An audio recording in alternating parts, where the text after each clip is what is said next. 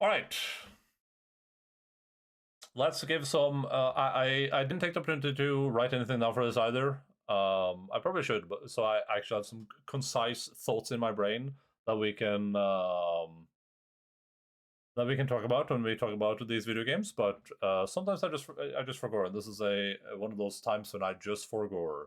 I don't think I need it for something like Yakuza 6. I mean, the game was relatively short, which is to its benefit, but there's still some things to be said. Um, from like a general enjoyment perspective, when we started playing this, I was like probably the most excited I've been for Yakuza game in a long while. Like I actually wanted to play the game. Usually when we start a Yakuza game, I'm like, we're playing it, and then I'm like already bored with the action after one stream. I'm more like, oh, the side stories. Ugh. This one I was actually like, damn, I actually want to play this. So I played even though I was like giga sick, which is pretty rare. I think I actually liked the combat. I liked the kind of macro leveling mechanics. All that was interesting to me.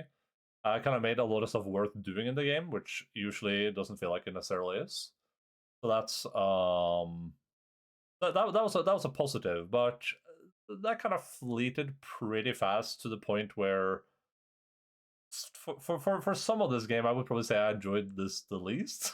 And I think that's primarily not the main story or the combat, but like the side content, especially the sub stories, but just the side content overall. One of the things that I was looking forward to with this game was specifically the fact that people are like, "Oh, it's all voiced. Everything is voiced." I was like, and my idea has always been that if something is voiced, it will be better because that forces a succinctness in the writing that you won't have otherwise. If it's just text, then you kind of have what you've had with the other Yakuza games. Turns out that's not the case for the Yakuza games. It feels like in this that because this feels like what they did here is they were like, oh, we're gonna have people come in and read all these lines. So we want to make them actually read lines. We don't want to just waste their time and write write 2 lines for them. So we're gonna actually make everything have way more dialogue. That way, it's worthwhile for people to come in and read and do their voice lines. That's what it feels like with this. It feels like they actually spent significantly more time on it because maybe they wanted to give those people some time. Um, because all the and I might just be wrong here. It might actually be that the sub stories are usually that yappy, but I'm usually used to reading the sub stories, and it might be because I'm reading them and I can maybe read them a little bit faster than the voice actors would do it. Maybe because I'm reading them, I'm more engaged with them. But these felt way longer than in other games. Like they're just non-stop yapping about stuff, just over and over and over and over again. And it's very menial stuff. It's just like, it's the guy that like, oh no, I lost my wedding ring to the robot Roomba, and then she's like, he's spending like an hour talking about it, and he finally says he lost his wedding ring, and then you're like chasing it, and then you beat some guys up, and then his girlfriend is there, and then you're talking to them. I like how Endaline down here is doing the exact same thing that I'm doing. It's just a lot of yapping to the point where I was genuinely just on my phone for a lot of stuff. I was just this. I'm just looking at my phone like, all right, let's see what's on Reddit. I just go on Reddit on my phone because like I'm not listening to this. Like I'm genuinely bored right now. Which I would say is pretty rare. Uh, very rare that I'm so bored that I'm on my phone while playing a video game. But it was just there was nothing lost. It's kind of a problem, right? Like you want to feel like if you're not paying attention to a game, you lose something for that. In this, if you just ignore the sub stories, you won't lose anything. There will be nothing lost there, and a lot of that has to do with the yapping, but also has to do with how mundane all of them are. Yakuza has always done this. Like a lot of sub stories are just mundane, and that's fine because they're usually pretty short. Like I think a lot of the Yakuza 5 sub stories are like 5 minutes long. One this are like 20 minutes long minimum, because they started timing them, of course. Oh, dude, I got so confused there for a second. I have this on my monitor in front of me, right? And because the camera on the camera and that Bella is behind me. You can see Bella's there. I was like, where did Logan go? Um, yeah. I said this today. I was like, all those rest of the guys that are part of the Kiryu clan, the KKK. Um, those are like kind of interesting characters. Like they're not super interesting, but they're just a little bit more interesting. And Yakuza has done some substance like that before, where they have some kind of interesting characters. I kind of wish that was like, dude, I'm yapping so much in this. I kind of wish that was more what they were doing with this game. I kind of wish they oh, I should probably turn on some background music too. I didn't think about that. Yakuza 6 menu OST. Main menu theme.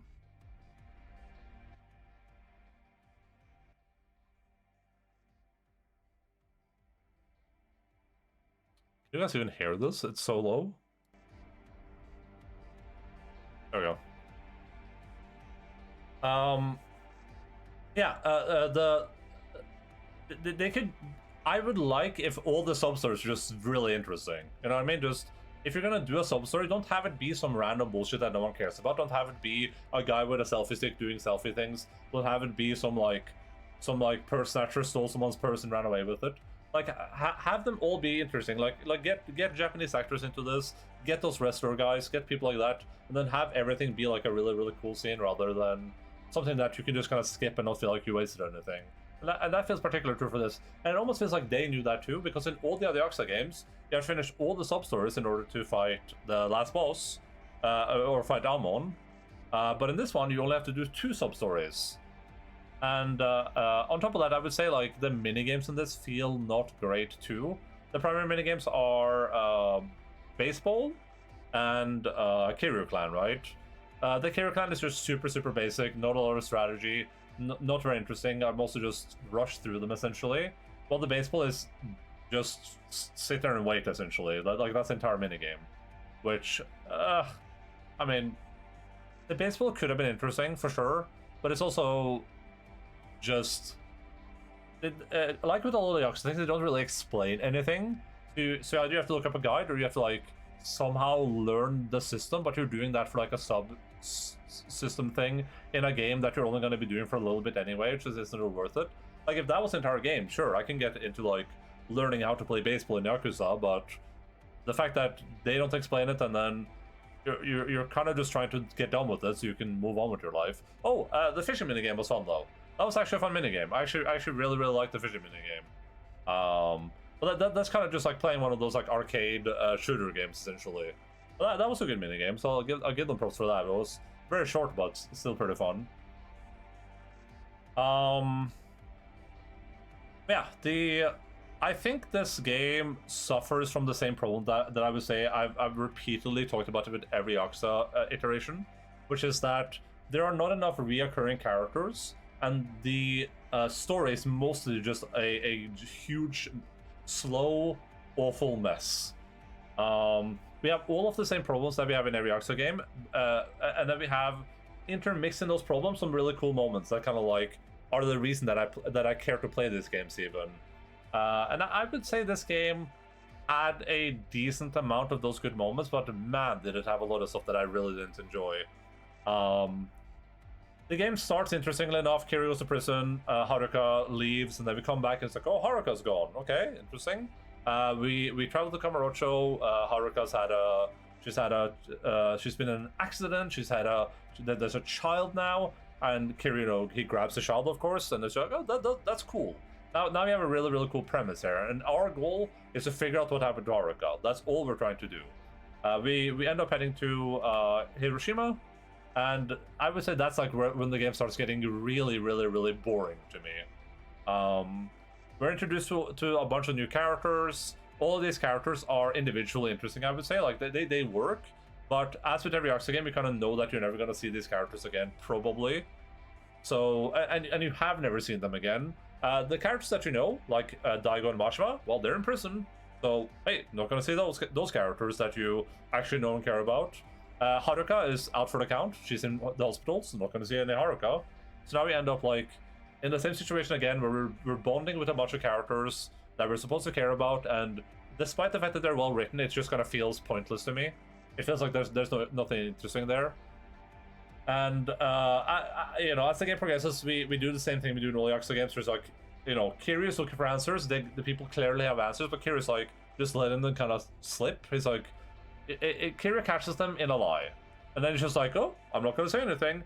And then Mama, whatever her name was, the Kiyoshi or whatever her name is, she's like, hey Kiryu, I got to tell you something about Haruka. And he's like, you can wait. And they're like, okay, yeah, sure, nothing bad's gonna happen to her. And then she you know, she gets kidnapped or whatever. You know, there's always just like some really dumb contrived stuff that happens to make sure that the story lasts for as long as possible for no reason. Just removing every favorite character from the story. Some Akiyama surrounded this cut. Yeah, but also Akiyama's role in the game is so stupid, right? Like Akiyama goes from being this super giga rich dude whose entire spiel is he makes people do crazy stuff to loan money from him. And then you're kind of like, oh, but he had to give all that up because the triad came in or whatever. And I guess now he's living in the sewer. But then he's not living in the sewer anymore. But then he is in the hospital and then he's fighting you over the baby. And I don't know. And also he looks weird in this game. It was hard to take him seriously during any scene because he looks weird. I don't know if that's actually like... I gotta be careful what I Google there, but... Yakuza 6 versus Yakuza 5 or something? Like, I don't know.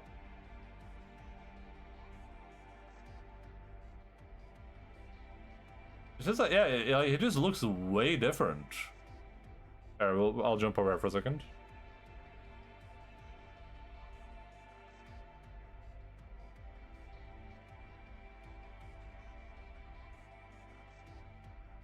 His face just looks way different. I don't know what the deal is with that, but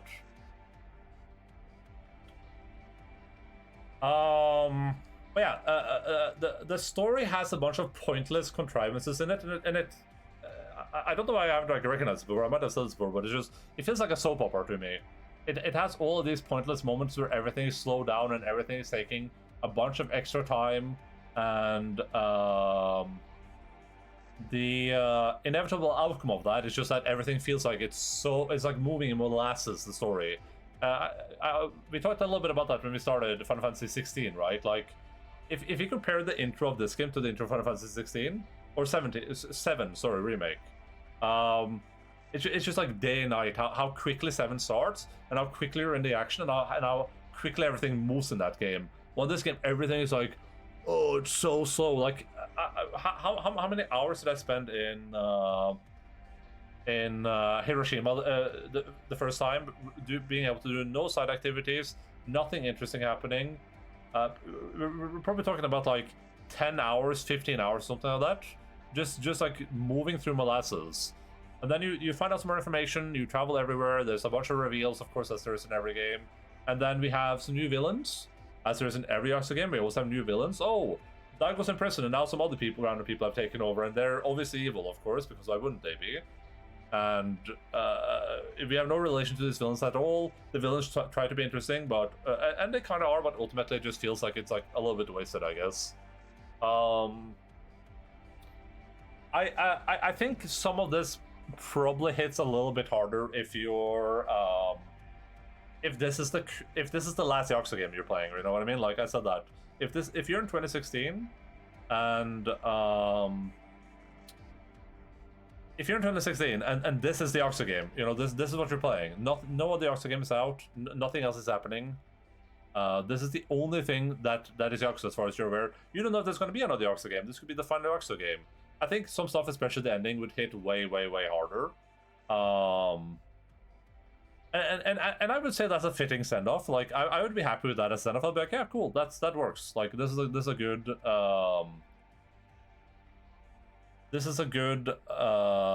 way to end this story. I would 100% say that. That's not to say that the future games that relate to this are going to be bad. That's just saying, like, I would be happy with this. I'd be like, cool, that's a good ending. I agree with what Kiryu did. Kinda, a little bit, I guess, though it seems a little bit stupid, probably. But I will probably get into his reasoning for that later, but I'll probably say, like, continuing the trend of, like, abandoning the people that you love, despite the fact you just spend so much time fighting for them, seems... maybe makes the conflict feel a little bit pointless. like if the ultimate outcome of all the things that you've done is just that we return to the status quo and you're not there anymore. Maybe that's not like a super good ending, but you know, I guess we'll get into that later probably. Yeah, the everything has the same problems. The problems are that we encounter side characters that we that become the new main gang of this game, and then things happen to them, but you don't really care because ultimately they're irrelevant. We encounter new enemies or new bad guys, but you don't really care about them because ultimately whatever happens is irrelevant, right? And that's kind of been the continuous trend for me with all Yakuza games. Everything feels kind of pointless because ultimately, except for Kiryu, there's no thorough line. Kiryu is the only thing that like keeps moving through the games. Also characters like Mashima and Daigo, but oddly enough, they're just not part of the game. They don't matter, right? They are completely irrelevant to the very end of the game, which we talked briefly about this, but I feel like if we traveled back in time and we knew where the Yakuza series would go, we'd probably write this differently. I think you'd probably make sure that you have more side characters that you can continually use. You'd probably make sure that you have villains that are introduced early on in the series that kind of keep showing up around, you know, like the politician guy. That politician guy could have been like a guy that we kind of know from the games, right? Could have been someone like we're like, oh crap, it's the politician guy. But instead it's, you know, this random politician person, I guess. Like maybe I've seen that guy before. I don't think so, but even the bad guy for this game, right? Like if this is the conclusion of Kiryu's kind of storyline. You could have fought someone that's been fighting for all the games rather than fighting a couple of people that he just met, right? And I would especially say that with like companions, right? Like this would be the perfect game to have people like Daigo and Mashima play essential roles in, and Tsujiba, right? You could have had that be the crew, because that would make so much more sense with how the tone of the game goes, right? Instead of having, you know, random ass Yuta holding Kiryu when he dies, you could have that be Daigo or Mashima or someone that actually like knows Kiryu and cares about him, rather than be like random guy that you literally met 3 days ago. But yeah, like I said, these are problems that all the Yakuza games have for me. It's the exact same in all of them. It could have even been Akiyama, you know? He was at least in the game. It could have been him. But he was ignored for that last fight for some reason. So yeah, that's pretty much where I'm at with the story. I would probably say that I really liked at the end of this. Like I liked everything that happened at the end. When Kiryu is getting like beat down, and in my brain I'm going, oh god, this is gonna be some giga retribution. The friends show up, they save the day, and then Kiryu's like, you know, he catches the fist, and you're like, holy shit, this guy's about to receive the beatdown of the century. And then that's what happens, and I was super excited. I was so happy. I was quivering in my seat, and then we have to ruin it with a cutscene gun. Of course, there has to be a stupid ass cutscene gun. We couldn't do a good cutscene gun. It had to be a really dumb cutscene gun.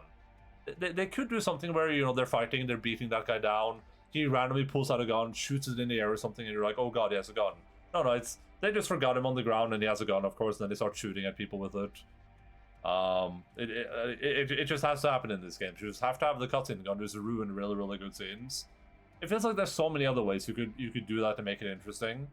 Like Kiryu was already hit 16 times in the head with a metal bat, right?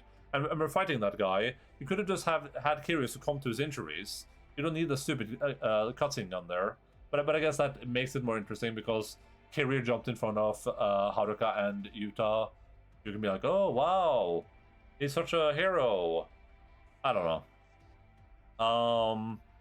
Also like the pointlessly convoluted stuff like we talked about at the end there. It's like, oh, the guy that shot at that woman, he had blanks in his gun. Why did he have? First of all, why did he have blanks in his gun? Secondly, why did he shoot at all? Why not shoot? Why not just not shoot?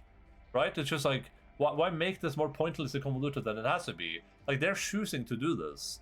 They chose to make it that convoluted. That was no one else. It's just those like really weird questions. Yeah, I think that's pretty much it. I would say Almond Fighters, this is actually really bad. I would say it's on par with other Almond fights with being really bad, but I would say this was somehow more frustrating Because this fight was actually good at the start, where it feels like you're actually fighting Amon, and then you get to the last phase and it's just exploding you and killing you instantly, and there's nothing you can do about it, essentially. Yeah, overall, gameplay this is good. I liked the gameplay. I actually think the combat system is probably my favorite in the Yakyza games I can remember, at least in the last, like, 4. This is the first Yakyza game where it feels like the combat isn't just enemies doing this, and you're, like, trying to hit them, and then, or they're, like, doing some weird-ass stuff, or they're, like, really tanky, or you're playing with some really bad fighting styles. It was just pretty straightforward, and I like that. I didn't feel like I was struggling at any point, except for the Amon fight. The boss fights felt like they were fun. It wasn't just me spam healing over and over again while the enemies were, like, giga killing me. The side activities in this were really good. I would say that stuff like the gym felt a little bit lackluster, like felt like they should have done more there, just instead of being like, do 2 activities, go eat a place, return, do 2 activities, go eat a place, return. The live chatting was funny, but it's also like very menial and kind of boring once you've done it a couple of times. Like, I thought about finishing one of them, but I can't be arsed. It's just not that interesting to me, honestly. Like, it's funny to have Kiryu in the, like, ooh, boobs, but other than that, it's just kind of not that interesting, I guess. Just because it's just the same thing over and over again, which I didn't like. Like, a lot of those at least are usually different. Yeah, boobs. A lot of those are usually different, but this was just very, it's just like, oh, hey there, do you think I'm attractive? Oh, you do? Well, maybe if I take my top off, and just like that over and over and over again, every conversation. It's like, ugh. I mean, that might just be me having a low tolerance to stuff like that, but just not that interesting. At least X.9000 was funny. I do not. Yeah, like, it's funny, but it's funny. The funness has nothing to do with the woman. You know what I mean? But when I feel like that should probably be like at least part of what we're doing there should be like, ooh, sexy woman. Wonder what she's gonna do. And I prefer a lot of the other mini games that have involved sexy women, I guess. But yeah, stuff like darts way better in this. Baseball way better in this. Like, all that stuff felt way better. Bartering this is fine. I don't know if there's any other side activities that I'm forgetting about, but like all the karaoke in this is great. This still has the problem that we've had in all the other Yakyza games now. I don't know if I'm just spoiled from like Zero and maybe Kiwami too, but it feels like there's so few songs and they're not that interesting. Like I feel like when we played Zero, we had like a lot of songs to choose between. Would it be better if this was an online game and Kiro connected to Realm? Yeah, that would be great. That would be great. Yeah, it just feels like you don't have that many interesting songs. I can't remember if we had way more in Yakyza 0, but I feel like we definitely did. And Yakyza 0 had so much more stuff in it too. Like, we had a dancing minigame, we had a cabaret club, we had a real estate investment thing. Like, it felt like that was a more like cohesive game still. So yeah, I think that's pretty much it. I don't know if there's anything else that I need to say here. I don't know if there's anything that I've forgotten to extrapolate on. Music is good, graphics look great, I think. I think this is one of the better looking games. Though, will say they look very stiff in scenes like this, what's happening right here. Like, in the actual movement scenes and like out in the world, everything looks great. But in some of these scenes, it feels like some of their bodies, like Kiryu's just like stuck like this, and it's only his mouth moving. Wow, you guys really did some crazy stuff there, huh? Well, that's great. I'm gonna beat you up now. And you're just like, it's like there's very little like engagement in the cutscenes. That's something they could work on for later. This is why you take notes. I don't think there's anything else about the story that like I think I ramble enough about the story. I think we talked about the gameplay. I think we talked about everything else. Yeah, I think we're probably pretty good. I think for like a total conclusion, to conclude on our thoughts here, I think this game has a lot of problems like the other Yakyza games, but I think if there's like a game that I would play again, if you had the gun to me, you were like, you have to play a game again, and you can't play Zero. it would probably be between this and Kiwami 2, and I don't remember what I rated Kiwami 2. I'd probably say Kiwami 2 is probably a better game, but I genuinely can't remember where I put that on the scale, so... Kiwami 2 is a better game for sure, like a way better game. But I would say I like this significantly more than 5, 4, and 3. And a lot of that has to do with the fact that at least we're primarily just playing Kiryu. We're not playing random-ass cop guy or random-ass baseball guy that have no relevance later. Akiyama has been good in pretty much every game. He's a decent character. Sejima's good. I like Sejima a lot, but ultimately it feels exhausting in those games to play them and have all these storylines going on that all do essentially the same thing, that are all the same. Oh wow, Sejima's back in prison, everyone. We could have seen that coming. So I don't remember what I gave 5 either. But if you're looking at this game, 10 flows match space, 9 everyone should play this, 8 good experience worth playing, 7 good play if it sounds fun, 6 alright play if you like the genre, 5 average, 1 to 4 avoid total costs. I think assuming that I think I've been slowly moving up the scale, and I think this deserves a bump in the scale. I think this is where I feel like they're starting to do things better. I think this had more good moments in it than 5 did, for sure. I would actually say this has like significantly better in terms of moments than 5. Overall, the minigames feel better in this. The graphic updates are good. The only problem I have, like, if this had a good story, like if I liked the story in this, if I didn't have all the problems I have with the cutscene guns and the yapping and the stupid side quests, this is easy like in the high 8s, I think. If you cut out all the bad parts and you only leave the good parts in. But unfortunately, that's not the case. I think I probably put this at like a... Oh, it's definitely low 7s. It's not in the high 7s. 7 is good play if it sounds fun. I would put this in a good play if it sounds fun. We'll give this a 7-3. We'll put this on 7-3. We'll put it at yes, streamed, played. Let's go look at what critics have to say for themselves. 8.4. But as a player rating of 90, I feel like all the critic ratings on the Yakyza games is like up there. I didn't rate Yakyza 0. Yakyza 5 is a 7. Yeah, pretty fair. I should maybe give it a few more points. Yakyza 4 is a 6.9. Yakyza 3 is a 6.6.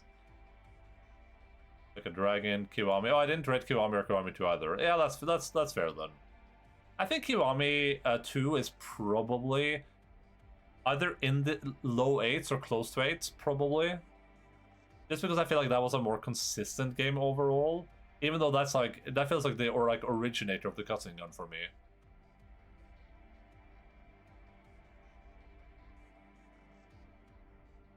Yakyza. I'll have to rate the other ones, but this feels pretty appropriate to me.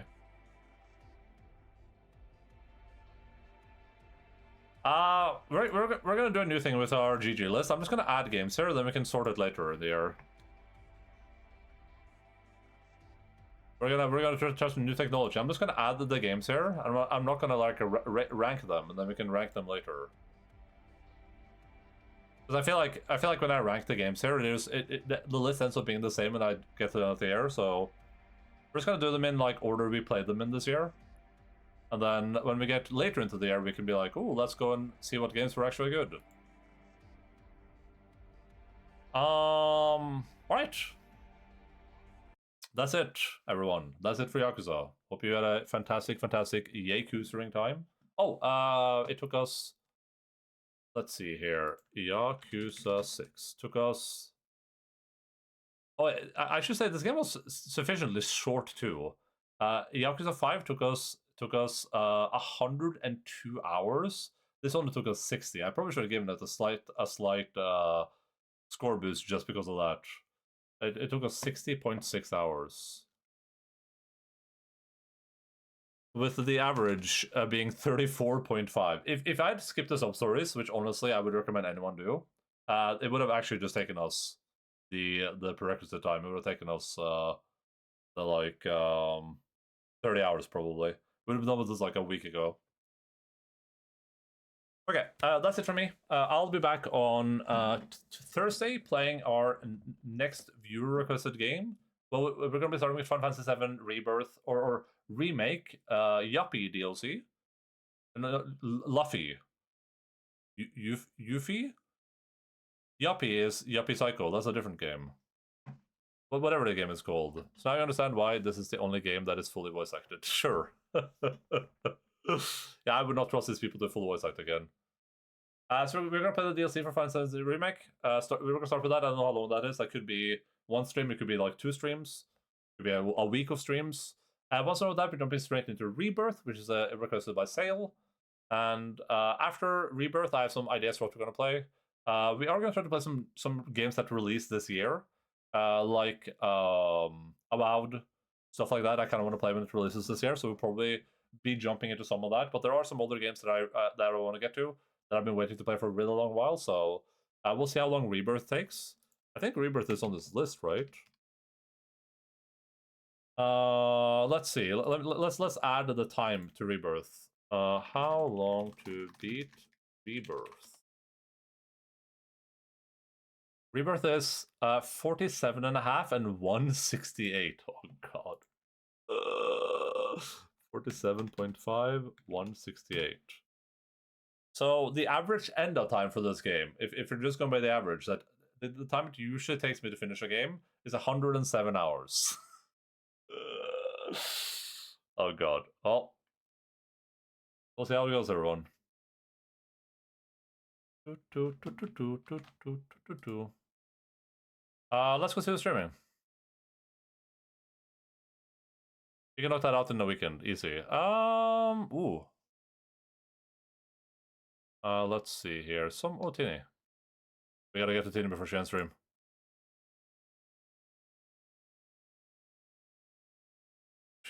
Right. Not. Thank you all for watching today. Hope everyone had a fantastic video gaming time. I enjoyed myself. Yakyza 6, overall, good game, I would say. I have some problems with it, like I have with all Yakuza games, but ultimately, the series is moving upward for me, at least. And it can only go down from here. Which we'll see with Judgment when we eventually play that, which will hopefully be sometime this year, but I can't guarantee anything. Who knows? I might just do one Yakuza game every year. Thanks so much to Tank for raid today. Super appreciate that. Judgments. Everyone please go check out Tank. Thank you to Motus. Everyone please go check out Motus. I don't know why, am I the only one getting the, like, error occurred? So, yeah, it does actually link to the right channel, so that's weird. Like I said, I'll be back in a couple days on Tuesday, regular time, 5:17:00 North time, 5 p.m. DMT +1. Schedule next stream, local time zones. I think it says we're playing Baldur's Gate, but we're always playing something else. Boop. Here is the raid. There are raid messages.